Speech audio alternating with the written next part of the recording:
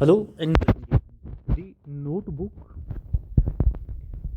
to the notebook plus एक platform है जिसका मकसद है आपकी प्रिपरेशंस को एस करना, जिसका मकसद है कि आपकी जर्नी में हेल्प करना। अगर आप कोई कंप्यूटर एग्ज़ाम क्वालिफाई कर पाएँ या करना चाहते हैं, इंशाल्लाह मुस्कान कामयाब होंगे, तो हम इफ़ विल बी तो हम कोशिश कर रहे हैं कि आपकी मदद कर पाएँ, आपके किसी काम के हों हम भी, डियर फ्रेंड्स। सो हम इकोनॉमिक्स आपकी पढ़ रहे हैं। व्हाट? इकोनॉमिक्स में हम सबसे पहले obviously as per your syllabus scope and methodology हमने कवर कर लिया है। हम पढ़ रहे हैं dear friends theory of consumer demand.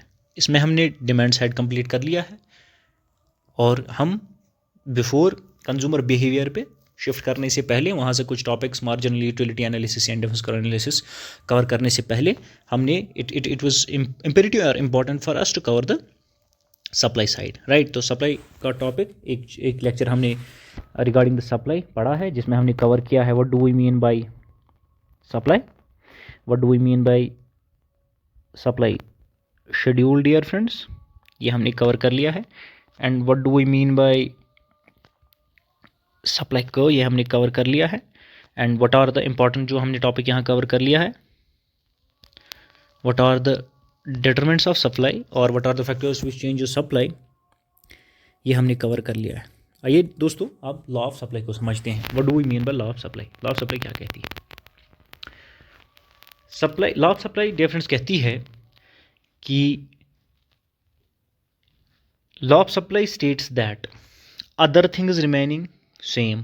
ये अदर थिंग्स कौन है? फिलहाल भूल जाइए, मैं आपको बता देता हूँ। मैं बैठा ही इसीलिए आपके लिए, आपके साथ हूँ कि मैं आपको बताऊँ ये अदर थिंग्स कौन होते हैं जिन्हें हम कॉन्सेंट रखते हैं। वन, दूसरा, अगर हम इनमें चेंज अलाउ करें, इन अदर थिंग्स में चेंज अलाउ करें डियर फ्रेंड्स, तो सप्लाई के साथ क्या होगा? लॉ ऑफ सप्लाई फॉलो होगा या नहीं होगा? तो पहले समझ लेते हैं। Law of supply state is that कुछ चीज़ें हमने अदर थिंग्स जो है उन्हें हमें कॉन्स्टेंट रखना है, ठीक है, सेम रखना है, उन्हें वो चेंज नहीं होती है। But what changes dear friend? Price changes. उससे क्या होता है? क्वांटिटी डिमांड भी चेंज हो जाती है, क्वांटिटी डिमांड चेंज हो जाती है, लेकिन किस डायरेक्शन में? पॉजिटिव डायरेक्शन में। मैं आपको बता देता हूँ क्या क्वांटिटी। लॉ ऑफ सप्लाई आपका कहता है when price changes supply delta, dear friends, change को हम डेल्टा से डिनोट करते हैं, सप्लाई ऑल्सो चेंजेस। लेकिन लॉ ऑफ सप्लाई आपका कहता है when there is increase in price supply also increases, when there is decrease in price supply also decreases. ठीक है, यहाँ एक ऑब्जर्वेशन आप देख लें। वन, देयर इज डायरेक्ट और positive relation between price and supply, right? They are directly related, price and supply. When there is increase in price, there is increase in supply too. When there is decrease in price, supply also decreases। ठीक है, पहली observation हमने समझी, law of supply यही कहता है। ठीक है, अब आपके मन में सवाल होगा कि वाई देयर इज सो कि when there is increase in price supply also increases, जब प्राइस डिक्रीज होता है सप्लाई भी डिक्रीज होती है, ऐसा क्यों है? इसका रीज़न मैं आपको बता देता हूँ, so that law of supply हमें अच्छे से समझ में आ जाए। डियर फ्रेंड्स, अगर एक मार्केट में गुड है, गुड एक्स, ठीक है, इसका प्राइस 10 है, ठीक है, इसका प्राइस 10 है, इसको बनाने का खर्चा जो प्रोड्यूसर को आया है, फॉर एग्जांपल वो 9 आया है, विच मीन्स कॉस्ट इसका 9 है। मार्केट में ये प्रोड्यूसर 10 में बेच रहा है, और मुनाफा कितना है, प्रॉफिट कितना है डियर फ्रेंड्स? प्रॉफिट 1 रुपये है। 9 माइनस 10, प्रॉफिट 1 रुपया है, किसका? प्रोड्यूसर का। यहाँ तक बात क्लियर है? There is a good in market, good X और पेन की हम बात करते हैं, इसका मार्केट प्राइस 10 रुपये है, बनाने का खर्चा जिसे हम कॉस्ट कहते हैं प्रोड्यूसर को पड़ा है 9 रुपये में, मार्केट में ये बिक 10 रुपये में रहा है, ठीक है, प्रोड्यूसर को जो प्रॉफिट मिल रहा है, मुनाफा हो रहा है, वो 10 रुपये का हो रहा है, ठीक है। 9 रुपये उसके कॉस्ट के चले जाते हैं, 1 रुपये उसको बचता है, ठीक है। सिंपल एक लेमैन्स लैंग्वेज में समझने की कोशिश करेंगे। मैं आपको समझाने की कोशिश कर रहा हूँ, फिर से मैं रिपीट कर रहा हूँ सो दैट कि आप खो ना जाए कहीं और। मैं समझाने की कोशिश कर रहा हूँ why there is direct relationship between price and supply, dear friends, quantity supplied, ठीक है। एक ही डायरेक्शन में क्यों चले जाते हैं? लॉ ऑफ सप्लाई आपको कहता है there is a direct relationship between price and supply, अगर प्राइस इंक्रीज सप्लाई डिक्रीज, अगर प्राइस डिक्रीज सप्लाई, अगर प्राइस डिक्रीज सप्लाई भी डिक्रीज, ठीक ठीक है, direct relationship. But why there is so why there is direct relationship, वो आपको मैं समझाने की कोशिश कर रहा हूँ, यहाँ तक आपको याद है। अब मान के चलिए अगर प्राइस इसी गुड एक्स का, जिसका मैं जिक्र यहाँ कर रहा था, इसका प्राइस जो पहले 10 था मार्केट प्राइस, ये 10 से डाउन होके 9 हो गया, ठीक है, और जो कॉस्ट है इसका बनने का वो भी 9 है, ठीक है।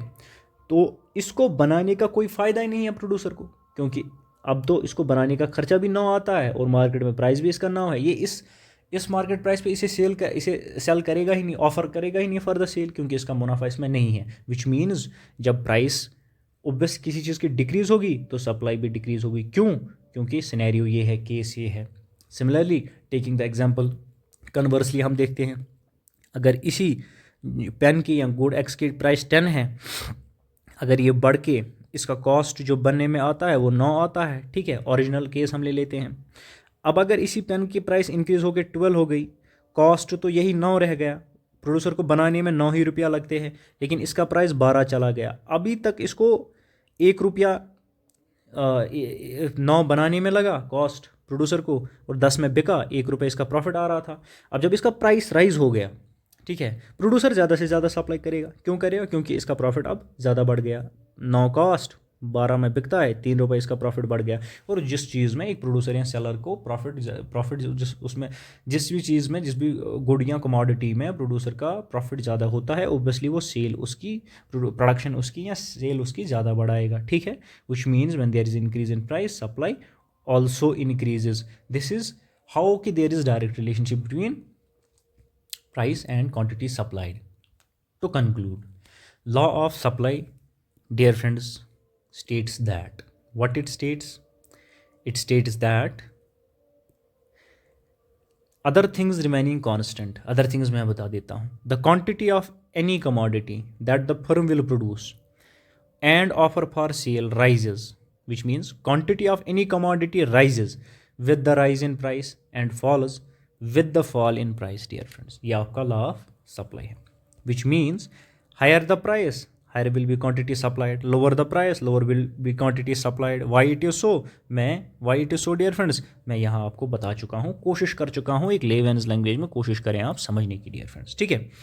मैंने आपको कहा अदर थिंग्स रिमेन सेम। ये अदर थिंग्स कौन है? आइए मेरे साथ मैं आपको बता देता हूँ, डियर फ्रेंड्स।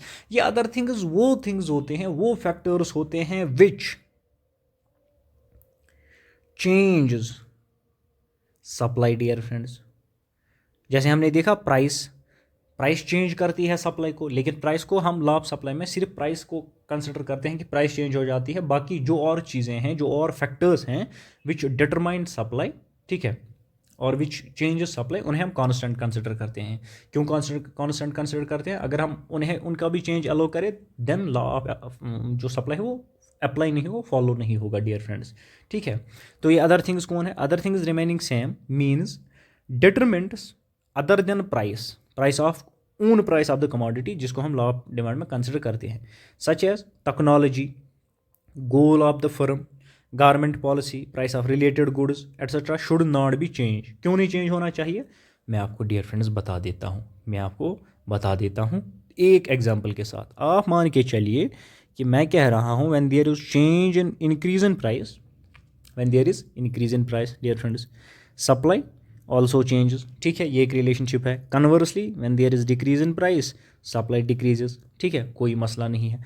जब एक प्रोडक्ट का प्राइस कम होता है तो सप्लाई डिक्रीज होती है। अब मान के चलें ये डिटरमिनेंट्स जो है technology, goal of firm, government policy, price of related goods, ठीक है, number of firms in the market, ये डिटरमिनेंट्स हैं। आगे हम इन्हें और देखने वाले हैं, प्रीवियस लेक्चर में अच्छी तरह डिटेल में हमने इन्हें कर लिया। मैं आपको समझाने की कोशिश कर रहा था, when we allow change in one of the determinant other than price के अलावा, in addition to the price, हम किसी और डिटरमिनेंट में चेंज अलाउ करें, क्योंकि हम ये कांस्टेंट कंसिडर कर रहे हैं। अगर हम चेंज अलाउ करें तो सप्लाई के साथ क्या होगा? लॉ ऑफ सप्लाई अप्लाई होगा कि नहीं? हम कह रहे हैं प्राइस कमोडिटी का कम हो गया, लॉ ऑफ सप्लाई कहता है कि सप्लाई भी कम होगी, क्वांटिटी सप्लाइड भी कम होगी इन द मार्केट, ठीक है, क्योंकि ये प्रॉफिटेबल है नहीं for a supplier to obviously sell his product, profitable शायद नहीं होगा। अब हम मान के चलते हैं प्राइस 10 रुपये प्रोडक्ट का, ये 9 पे आ गया, ठीक है। और इसका पहल कॉस्ट क्या लगता था इसको बनाने में, 9 ही लगता था, ठीक है।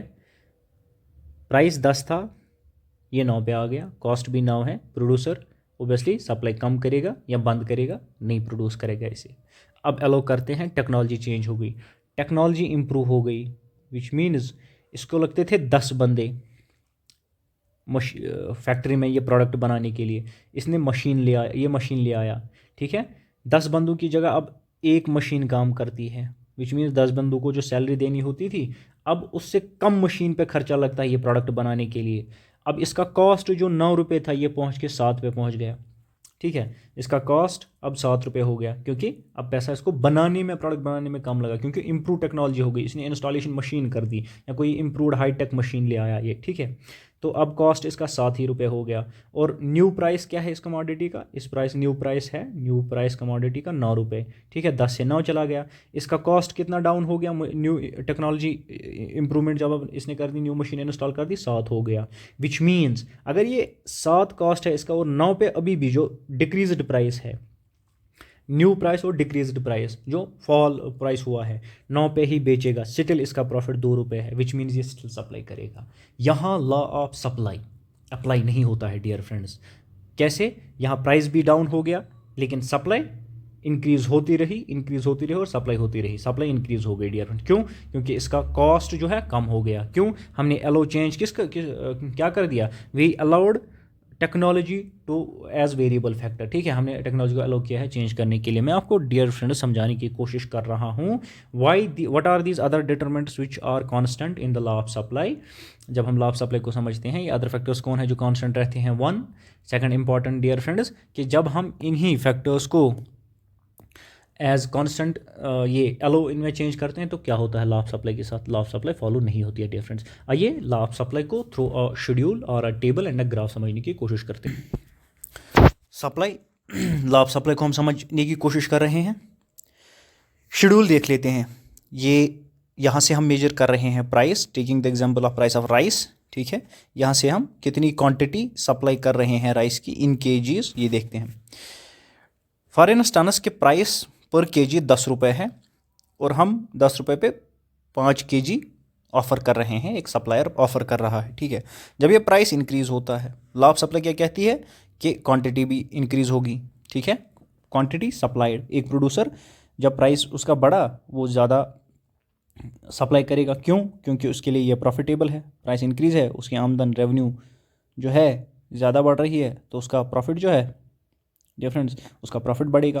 प्राइस और इंक्रीज़ हो गया फ्रॉम 11 to 12, तो वो क्वांटिटी बढ़ा रहा है 6 से 7, ठीक है। प्राइस और बढ़ी, क्वांटिटी और बढ़ी, प्राइस और बढ़ा, क्वांटिटी और बढ़ी, प्राइस और बढ़ा, क्वांटिटी और बढ़ी, प्राइस और बढ़ा, क्वांटिटी और बढ़ी डियर फ्रेंड्स, ठीक है। अगर इसी शेड्यूल को लॉ ऑफ सप्लाई जो हमारी कहती है, when there is increase in price supply also increases and there is direct positive relationship between price and quantity supplied, जो एक प्रोड्यूसर या सेलर सप्लाई करता है। इसी को थ्रू ग्राफ दिखाएंगे तो लॉ ऑफ सप्लाई आपका क्या बताता है, there is direct relationship between price and quantity supplied, ठीक है। यहाँ से आप प्राइस मेजर करते हैं एक्स एक्सिस से, यहाँ ग्राफ की ओर देख लीजिए आप, यहाँ वाई एक्सिस से क्वांटिटी सप्लाइड, एक जो सेलर है या प्रोड्यूसर है कितनी क्वांटिटी सप्लाई करेगा, आपका प्राइस 10 है, 10 पे आप 5 जो है सप्लाई कर रहे हैं, 5 kgs ऑफ राइस, ठीक है। सप्लाई इंक्रीज़ हुई, यहाँ इंक्रीज़ हुई तो सप्लाई आप इतना कर रहे हैं, यहाँ थ्रू ग्राफ देख लें।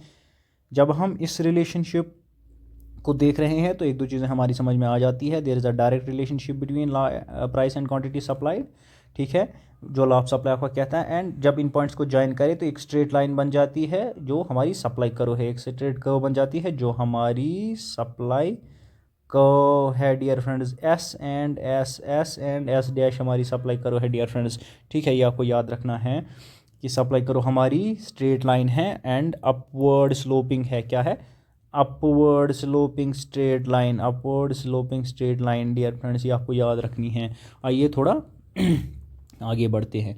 सो हमारी जो लॉ ऑफ सप्लाई है ये तब फॉलो होती है जब हम कुछ एजम्पशंस कंसिडर करते हैं, जब हम कुछ चीज़ें इज्यूम करते हैं कि ये कांस्टेंट रहे। जैसे हमारी लॉ ऑफ सप्लाई यानी कि increase in price will lead to increase in quantity supplied, or conversely decrease in price will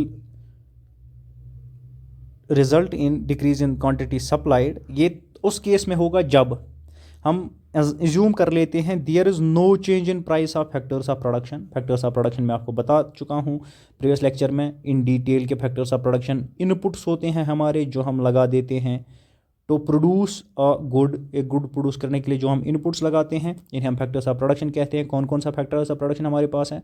एक गुड बनाने के लिए लैंड की ज़रूरत पड़ती है, लेबर की ज़रूरत पड़ती है, कैपिटल की ज़रूरत पड़ती है, एंटरप्रेनर की ज़रूरत पड़ती है। ठीक है, जब इनका प्राइस कम हो, इनका प्राइस क्या है? लैंड को हम प्राइस क्या देते हैं? लैंड को हम रेम्यूनरेशन रेंट देते हैं, लेबर को हम वेजेस दे देते हैं, कैपिटल को हम इंटरेस्ट देते हैं, एंटरप्रेनर को हम प्रॉफिट देते हैं। डियर फ्रेंड्स, जब इनमें हम कंसिडर करते हैं कोई चेंज नहीं होनी चाहिए, तब जाके हमारी लॉ ऑफ सप्लाई अप्लाई होगी। ठीक है, फॉलो होगी, यानी कि direct relationship between price and supply में तब पॉसिबल हो पाएगी जब and there is no change in factors of production. इसी तरह से हम इज्यूम कर लेते हैं there is no change in technology of production. Technology improve नहीं होगी, ठीक है, टेक्नोलॉजी में कोई चेंज नहीं आएगी। हम इज्यूम कर लेते हैं there is no change in the goal of firm, there is no change in the price of related goods. Related goods कौन कौन हो गए हमारे? एक तो है हमारे सब्सटीट्यूट गुड्स, ठीक है, दूसरे रिलेटेड टाइप गुड्स हैं हमारे complementary goods.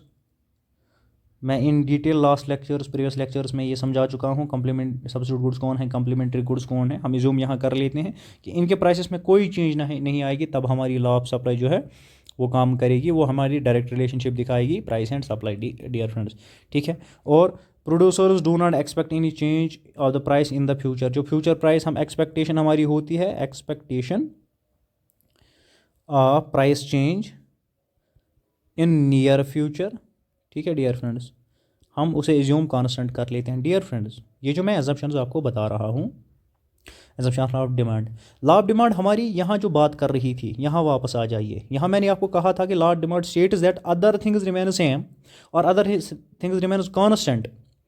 The quantity demand of any commodity that a firm will produce और ऑफर फॉर सेल, जो भी क्वांटिटी डिमांडेड एक ऑफर फॉर सेल करेगी एक प्रोड्यूसर या फर्म, वो राइज हो जाती है due to rise in price या फॉल होती है due to fall in price. ठीक है, ये जो अदर थिंग्स यहाँ पे लॉ ऑफ सप्लाई बताती है जो कांस्टेंट रहनी चाहिए, वो अदर थिंग्स ये है डियर फ्रेंड्स। अदर थिंग्स कौन?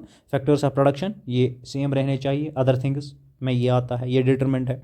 ठीक है, टेक्नोलॉजी हमारी कांस्टेंट रहनी चाहिए, जो एजम्पशंस में हम बता देते हैं। गोल ऑफ फर्म जो है वो कांस्टेंट रहना चाहिए। Price of related good change आना चाहिए। फ्यूचर एक्सपेक्टेशन जो हमारी होती है प्राइस चेंज फ्यूचर में होगी या नहीं होगी, वो डियर फ्रेंड्स कांस्टेंट रहनी चाहिए। सो यहाँ तक हमने देखा लॉ ऑफ सप्लाई, कोशिश की है समझने की, इसके एजम्पशंस देख लिए हैं और इसे थ्रू ग्राफ और टेबल से समझने की कोशिश की है। आइए थोड़ा सा कुछ रिलेटेड कॉन्सेप्ट और आगे समझने की कोशिश करते हैं। डियर फ्रेंड्स, हमारी लॉ ऑफ सप्लाई जो है, जो हम बताती है प्राइस एंड क्वांटिटी सप्लाइड जो है, इसमें पॉजिटिव या डायरेक्ट रिलेशनशिप, जिसका मतलब आप जानते हैं कि जब प्राइस इंक्रीज होगा सप्लाई इंक्रीज होगी, प्राइस डिक्रीज सप्लाई डिक्रीज होगी। लेकिन ये हर जगह काम नहीं करती है dear friends. Law of supply के कुछ एक्सेप्शंस हैं, विच मीन्स जहाँ लॉ ऑफ सप्लाई फॉलो नहीं हो रही है, which means direct relationship between price and quantity supplied में नहीं होती है। किन किन केसेस में ये होता है मैं आपको बता देता हूँ। वन ऑफ द केस यहाँ पे रिटर्न है, law of supply does not apply strictly to agriculture products whose supply is governed by natural factors. ठीक है, हम जानते हैं कि हिंदुस्तान में मानसून पे डिपेंडेंट हमारा एग्रीकल्चर है, बहुत सारा एग्रीकल्चर मानसून पे डिपेंडेंट है, विच मीन्स बारिश होगी तो फसल अच्छी होगी, बारिश नहीं हुई तो फसल अच्छी नहीं होगी। ठीक है, या अल्लाह ना करे को कोई नेचुरल क्लैमिटी हो गई तो फसल सारी डैमेज हो गई। ठीक है, तो उन केसेस में क्या होता है कि ड्यू टू नेचुरल क्लैमिटीज़, वो बारिश ना पड़ने की वजह से सैलाब आया या कुछ और हो गया, there is fall in the production of wheat. Example wheat की हम ले रहे हैं, कुछ हो गया है, कोई नेचुरल क्लैमिटी हो गई, अल्लाह ना करे, ठीक है, तो वीट की जो प्रोडक्शन है वो कम हो गई, then obviously it is supply will not increase. इसकी सप्लाई, क्योंकि वीट की प्रोडक्शन तो बहुत कम हो गई है, ठीक है, इस साल जो वीट है बहुत कम निकली है due to the natural calamity, इसकी सप्लाई ओबियसली बढ़ेगी नहीं, इर्रेस्पेक्टिव ऑफ द फैक्ट कि अगर इसकी प्राइस कितनी भी बढ़ेगी, अगर इसकी प्राइस कितनी भी बड़ी है, किसी भी एक्सटेंट में बड़ी है, लेकिन सप्लाई तो हमारी वही कांस्टेंट रहेगी, सप्लाई एक तो फॉल ही होगी और बढ़ेगी नहीं due to increase in price. This is one of the exception of law of demand here dear friends. और दूसरा जहाँ पे लॉ ऑफ डिमांड अप्लाई नहीं होती है स्ट्रिक्टली, ठीक है।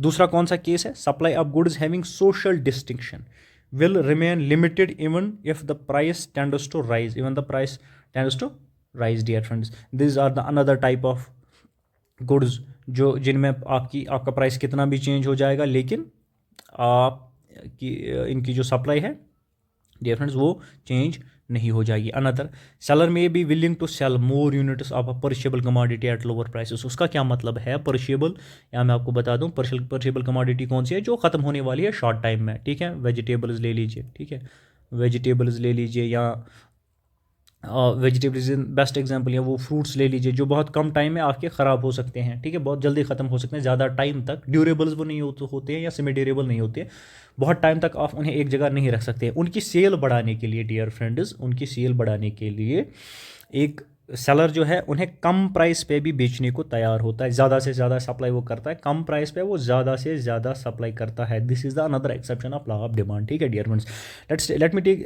Given a simple example. आपने देखा होगा बेकरी पे जब आपको वहाँ से रोटी मिलती है, ठीक है, डिफरेंट जो किस्म की टाइप्स ऑफ रोटी मिलती है, अलग अलग तरह की। अगर बेकरी वाला रोटी नहीं निकाल पाता, अगर ये 2-3 दिन तक रहेगी तो ये शायद ख़राब हो सकती है, तो थोड़ा और टाइम तक रहेगी, ये ख़राब हो सकती है, तो बेकरी वाला क्या करेगा, ये इसका प्राइस थोड़ा कम कर देगा होलसेल के प्राइस में, या एक्स्ट्रा कुछ दे देगा कस्टमर को, कोशिश करेगा कि अगर प्राइस इसका कम भी हो गया है, ठीक है, तो लेकिन मेरी सेल जो है बढ़ने वाली है, क्योंकि ये जो हमारी बेकरी के प्रोडक्ट्स होते हैं, रोटी होती है स्पेशली, ठीक है, ये परशेबल होती है, कुछ देर के बाद, कुछ टाइम के बाद ख़राब होने वाली है, और ये सेलर के लिए किसी भी काम की नहीं है, इससे मार्केट में ये बिकेगी भी नहीं, ये मार्केट में सेल कर ऑफर करने के लायक ही नहीं बचेगी, ठीक है, ये कोई प्राइस ही मार्केट प्राइस ही अट्रैक्ट नहीं करेगी, विच मीन्स कि ये कम, अगर प्राइस कम भी हो गई है तब ये चाहेगा कि सेल होनी चाहिए, so that at least cost he recover हो या थोड़ा बहुत प्रॉफिट मिले, अगर नहीं मिलता कॉस्ट ही रिकवर करने की कोशिश करेगा डियर फ्रेंड्स। सो इस केस में भी जो आपका sorry dear friends law of supply वो अप्लाई नहीं होता है डियर फ्रेंड्स। आगे इसी इंटरेस्टिंग जर्नी पे हम चल रहे हैं, जिसमें मैं आपको समझाने की कोशिश कर रहा हूँ what do we mean by law of supply, what are the exceptions of law of supply, ठीक है। और आगे हमने देखा है what are the exceptions to the law of supply, right. अब मैं आपको लॉ ऑफ सप्लाई पढ़ाते वक्त ये बता रहा था दैट आर जो सप्लाई कर्व है डियर फ्रेंड्स वो अपवर्ड स्लोपिंग है, which means there is direct relationship between price and quantity supplied, ठीक है, एक्स एक्सीज आपका, वाई एक्सीज आपका, एस आपका एस, ठीक है। But the important question here is कि why more of a good is sold when price increases. सवाल ये होना चाहिए, एक छोटा सा मैंने अंडरस्टैंडिंग आपको दे दी, एक preliminary understanding, it is due to the profit motive, कि ज़्यादा से ज़्यादा सेल बढ़ी तो प्रॉफिट मुनाफा ज़्यादा हो सेलर के लिए, but there are different other reasons for upward sloping from left to right of a supply curve, ठीक है। या एक important question, why demand curve slope, sorry why supply curve slope upwards, ठीक है, वाई यहाँ गलती से हो गया है, ठीक है, why does supply curve slope upwards dear friends. आइए देखते हैं कि सप्लाई करो हमारी अपवर्ड स्लोपिंग क्यों होती है। एक रीज़न मैं आपको बता चुका हूँ, इन डेप्थ इसमें जाएंगे, अगर इस सेक्शन से कुछ भी पूछा जा सकता है तो दिस इज़ द क्वेश्चन जो एक्सपेक्टेड है कि आपके एग्जाम में पूछा जाएगा, इफ़ इस सेक्शन में कुछ अगर पूछा जाएगा या पूछे जाने वाला होगा dear friends. So one of the reason is जो लेवल ऑफ प्राइस है वो डिटरमाइन प्रॉफिट करती है। उसका क्या मतलब है, ज़्यादा प्राइस, ज़्यादा सप्लाई, ज़्यादा सेल, ज़्यादा रेवेन्यू, ज़्यादा प्रॉफिट, ठीक है। एग्जाम्पल दे देते हैं आपको कि ज़्यादा सेल से ज़्यादा हायर प्राइस पे प्रॉफिट ज़्यादा कैसे मिलता है। टेकिंग एग्जाम्पल ऑफ पेन, ठीक है, हम पढ़ रहे हैं कि डाउन स्लोप जो सप्लाई करो हमारी है यहाँ भी डिमांड सॉरी लिखा हुआ है फ्रेंड्स, ये सप्लाई है। Why does supply curve slope upwards. Pen का प्राइस मार्केट प्राइस 10 रुपीज़ है, इसको बनाने में कॉस्ट 9 रुपये लगा है प्रोड्यूसर को। मार्केट में ये बिक 10 में रहा है, कॉस्ट इसका 9 है, 1 बचता है जो प्रॉफिट है किसका, सेलर का या प्रोड्यूसर का। अब मान के चलिए इसी पेन का प्राइस 10 से 11 हो गया, यानी कि प्राइस इंक्रीज़ हो गया। कॉस्ट अभी भी बनाने का खर्चा जो प्रोड्यूसर को पड़ता है वो 9 ही पड़ता है। अब 9 माइनस 11 करे तो यहाँ प्रॉफिट प्रोड्यूसर का 2 रुपये आता है, विच मीन्स ये जितना प्राइस राइज होगा इंक्रीज्ड प्राइस, कॉस्ट इसका वही है, ये सप्लाई ज़्यादा से ज़्यादा करेगा क्योंकि इसका मुनाफा अब ज़्यादा बढ़ रहा है। डियर फ्रेंड्स, ये पॉइंट समझ में आ गया? अगर आ गया है तो थोड़ा और पढ़ लेते हैं। The level of price determines profit, higher the price higher the profit and vice versa, means conversely कम प्राइस कम मुनाफा। कैसे, इसी को उल्टा कर दीजिए इस एग्जाम्पल को, ठीक है। So higher price the greater incentive for the producer to produce, supply more in the market, other things remaining same. ये अदर थिंग्स वही है डियर फ्रेंड्स, कौन सी, चलिए मैं बता देता हूँ, आप भूल गए होंगे ये अदर थिंग्स कौन है। ये है फैक्टर्स ऑफ प्रोडक्शन, ये सेम रहनी चाहिए, कांस्टेंट रहनी चाहिए। जो ये एंजप्शंस हैं कि ये सेम रहने चाहिए। टेक्नोलॉजी आपकी कांस्टेंट रहेगी, ये नहीं बदलेगी। गोल ऑफ फर्म सेम रहेगा, ठीक है। Price of related goods same रहेगा, और future expectation visa with the change in price, ठीक है। फ्यूचर एक्सपेक्टेशन आपकी कि प्राइस चेंज नहीं होगा, ये सेम रहनी चाहिए डियर फ्रेंड्स, ठीक है।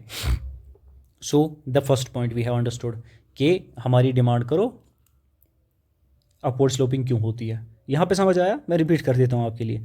Price higher profit higher, supply high करता है रेवेन्यू बढ़ता है तो इसका प्रॉफिट हाई, ये ज़्यादा से ज़्यादा मार्केट में सप्लाई करेगा, which means there is direct relationship between price and quantity supplied. ये पॉइंट डियर फ्रेंड्स समझ में आ गया, ठीक है। होपफुली आया होगा। सेकंड इंपॉर्टेंट रीज़न देख लेते हैं, why our supply curve slopes upwards dear friends. So positive of supply curve is also caused by the rise in the cost of production, ठीक है, in the cost of production. जब हमारा cost of production क्या है, मैं आपको बताता हूँ। Usually cost of production increases with the increase in production. In the situation producer will produce and sell more only at higher prices, ठीक है। क्या बोलने की कोशिश कर रहा है, मैं आपको बता देता हूँ। अगर डियर फ्रेंड्स पेन है, इसको बनाने का खर्चा डियर फ्रेंड्स 9 रुपये आ गया, ठीक है। क्या आ गया? 9 रुपया, ठीक। इसका 9 रुपये आ गया। अब मान के चलिए ये कॉस्ट इसका बढ़ गया, प्रोडक्ट बनाने का खर्चा इसका बढ़ गया, ये कॉस्ट इसका 9 से 10 पे पहुंच गया। अब इससे पहले हो क्या रहा था, यही पेन इसका कॉस्ट जो 9 पड़ रहा था ये 10 में बेच रहा था, ठीक है। अगर ये 10 में बेच रहा था तो इसका मुनाफा 9 कॉस्ट जो लगा 10 जो मार्केट से आ रहा था, इसका मुनाफा 1 रुपये था, ठीक है। अब इसका कॉस्ट जो है इस पेन का 10 पड़ रहा है बनाने का खर्चा, लेकिन मार्केट प्राइस क्या है, ये भी 10 रुपये है, मतलब ये इसके लिए प्रॉफिटेबल नहीं है।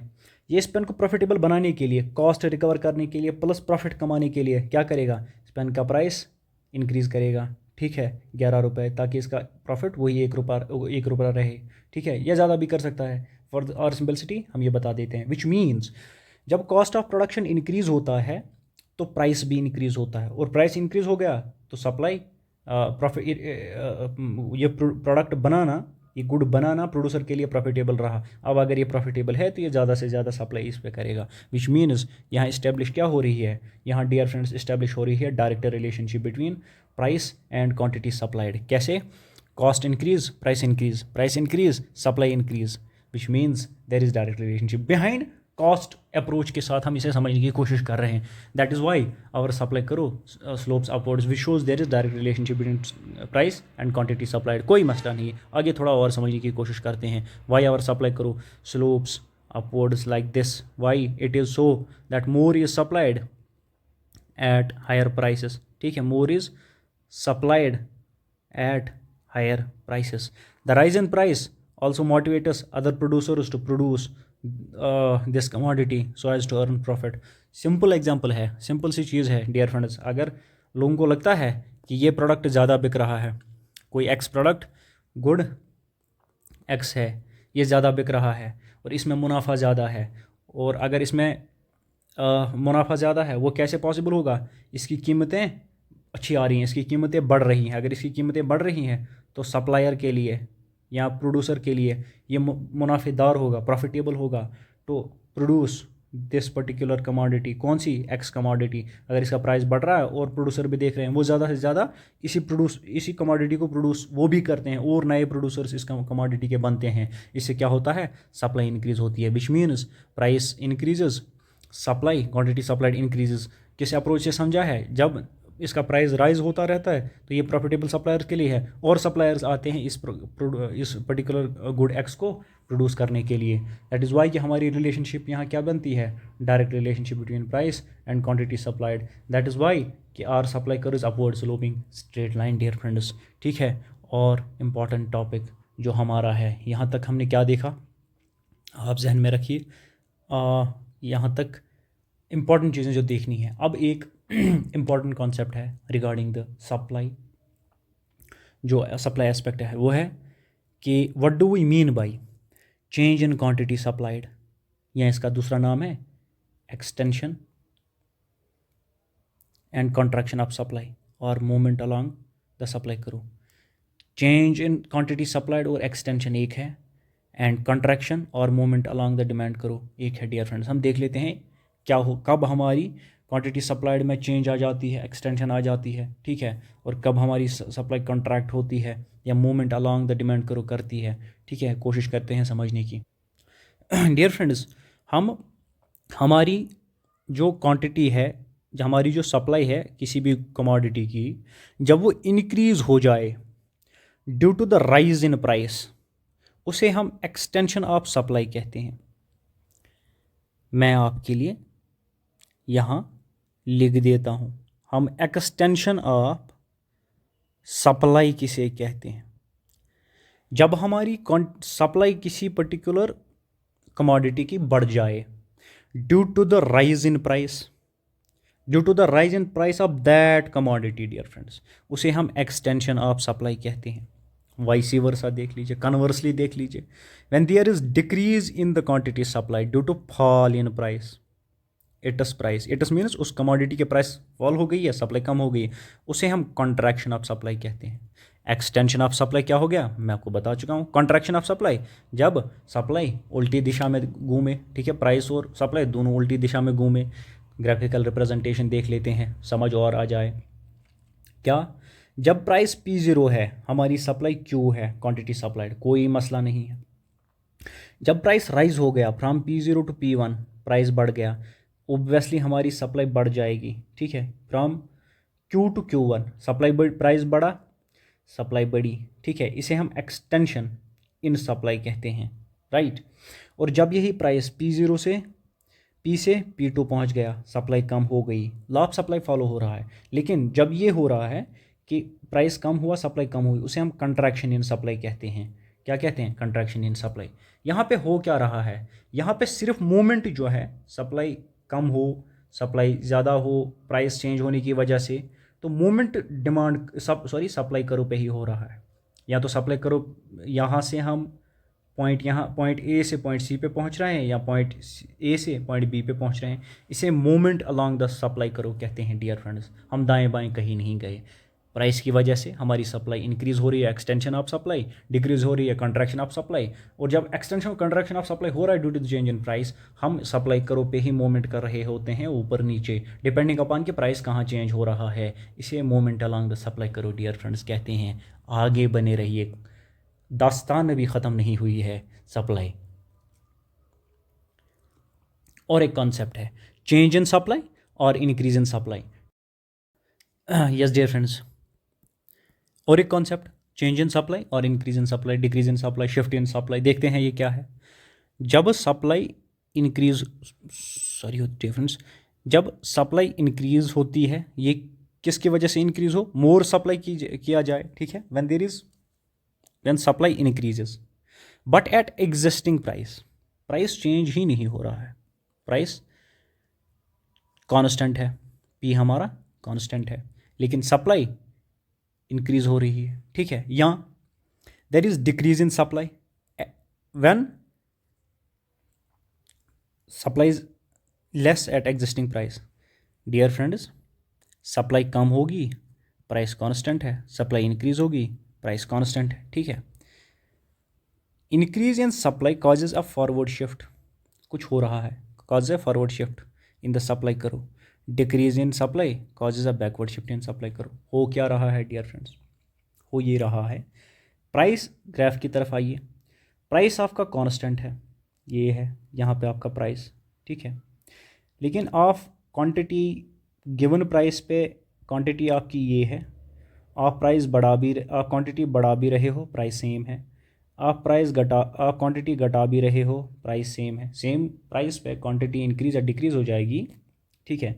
And there is increase in supply, तो हम Q1 पे जा रहे हैं, तो ये हमारी सप्लाई करो बन जाएगी एट इंक्रीज्ड सप्लाई, तो ये हमारी सप्लाई करो बन जाएगी एट डिक्रीज्ड सप्लाई, ठीक है, प्राइस गिवन है, और ये हमारी इनिशियल सप्लाई हो जाएगी एट द गिवन प्राइस, ठीक है। जब सप्लाई डिक्रीज हो जाए फ्रॉम E टू G, ठीक है, तो इसे डिक्रीज इन सप्लाई कहते हैं। इस केस में हो क्या रहा है डियर फ्रेंड्स? हो ये रहा है कि हम सप्लाई कर रहे हैं एट गिवन प्राइस, लेकिन इस केस में जब प्राइस चेंज नहीं हो रही है तो हमारी सप्लाई कर्व शिफ्ट होती है, लेकिन प्राइस चेंज नहीं हो रहा है। सब प्राइस करो गिवन है, सप्लाई शिफ्ट हो रही है, सप्लाई कर्व शिफ्ट हो रही है, कहाँ? ये इनिशियल सप्लाई E से ये इंक्रीज अगर हो जाए तो F पे पहुंच जाती है, अगर ये डिक्रीज हो जाए तो G पे पहुंच जाती है डियर फ्रेंड्स। और इसी शिफ्ट आप सप्लाई करो from S to S1, from S to S2, ठीक है, इसे शिफ्ट इन सप्लाई करो कहते हैं, ठीक है। और इंक्रीज कब? जब ये Q से Q1 पहुंच जाए एट गिवन प्राइस, जो प्राइस कांस्टेंट है, और हम इसे हाँ डिक्रीज इन सप्लाई कब कहते हैं? जब ये Q से Q2 पहुंच जाए at given price dear friends. So till now what we have tried to understand, dear friends, we have tried to understand what do we mean by law of supply. We have tried to understand what are the different assumptions of supply. इसके बाद हमने पढ़ा what are the exceptions to the law of supply. उसके बाद हमने देखा why does supply curve slope upwards, what are the reasons, or why at increased price more is sold, right? उसके बाद dear friends हमने देखा extension and contraction in supply and movement along supply curve, right. उसके बाद हमने देखा increase and decrease in supply and shift of supply curve. Dear friends, और एक लास्ट सप्लाई साइड से जो इम्पोर्टेंट हमारा लेक्चर बचता है, which is dear friends elasticity of supply. We will cover is this particular topic and measurements of supply, types of supply, degrees of supply जो है, इन्हें हम एक सेपरेट लेक्चर में कवर करने वाले हैं, बिकॉज ये लेक्चर बड़ा लेंथी होने वाला है। अगर इस सप्लाई वाले पोर्शन में डियर फ्रेंड्स एक कोई क्वेश्चन आपने प्रैक्टिस करना है तो आप please do practice this question. Why does, simple question है, but if anything can be asked from this section, तो ये इंपॉर्टेंट क्वेश्चन है। Why does supply curve slope upwards, ठीक है, आपको डिस्कस करने को बोलेगा, एक्सप्लेन करने को बोलेगा, नो इशू। बट जब आप इस क्वेश्चन को अप्रोच करेंगे डियर फ्रेंड्स, ठीक है, सप्लाई करो अपवर्ड क्यों हो जाती है, तो पहले सप्लाई और प्राइस में रिलेशनशिप आप बता देंगे, ठीक है। एक हेडिंग के तौर पे आपने रिलेशनशिप बता दिया। जब रिलेशनशिप सॉरी डियर फ्रेंड्स, जब रिलेशनशिप बता दिया, देन ओबियसली आप बॉडी में आप factors which are responsible, reasons which are responsible for the upward sloping of the supply curve, उनको मेंशन करेंगे। And don't forget to enrich your answer by making a suitable graph. Dear friends, graph आप याद रख लें, table या schedule ज़रूरी नहीं है इस क्वेश्चन में, बट एक ग्राफ डियर फ्रेंड्स रख लें। Thank you very much.